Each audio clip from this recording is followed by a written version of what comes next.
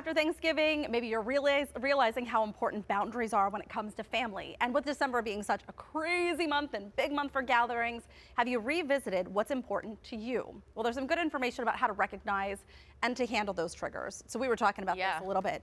And I don't know if you have anything specific that you find triggering, or if you set boundaries around this time of year? The only big thing I can think of is, whenever you're starting to date somebody, it's like the asking, when are you gonna get married? Or when are you gonna have kids? Or are you gonna have more kids? Because then it's like this whole long conversation, and then you have to explain yourself, and then maybe your significant other feels a little bit uncomfortable because then the pressure's on them to maybe get that ring in time. So it's a lot of things, but around the holiday, there's so many different conversations that happen. So we wanted to share some of this. So first, recognize what your triggers are. Like, is there something that happens around this time of year that doesn't really jive with you or your beliefs or whatever it might be?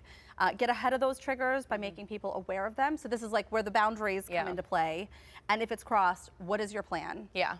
Here's another one too. I think if you have kids, if you're around family that you're not normally around and they don't want to give them a hug, don't pressure them to give them a hug.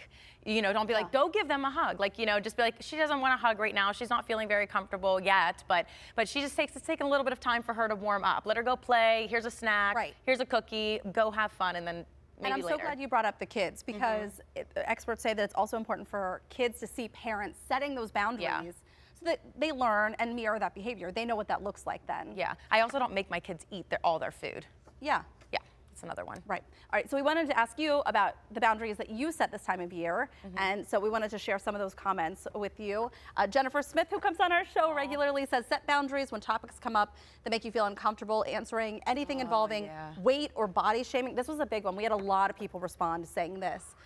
Physical boundaries when you need space, kind of like the hug. Yes. Right. Or just commenting on outfits, or like, oh, that doesn't, I don't know, weird stuff. It's awkward.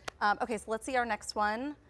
This one comes from Megan. No politics. Yes, no politics. No commenting on body size and weight. Again, this is a huge one. And no asking when or if someone is having kids. I think for part of that, it's just generational. I think that conversations, typical track of life, looked a lot different 30 or 40 years ago than it does today. The ongoing joke in my family is I wore a pair of really tight red pants our first Christmas with my husband, and someone on Billy's side of the family just made a comment about it, so now they always bring up the red pants. Where are those red pants, Mary?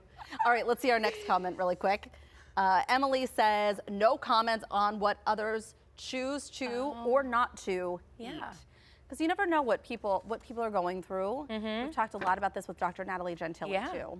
It's like, if you don't want ham, you don't have to eat the ham, or if you don't want turkey, no, just if you don't want vegetables, I don't force my kids. And some people are really body conscious or watching what they're eating, and they might be doing so for various reasons, and maybe they don't want to dive into why. Yeah, or all the rolls and all of that. Right. I don't know. a lot to take in, but a lot to think about too ahead of gatherings.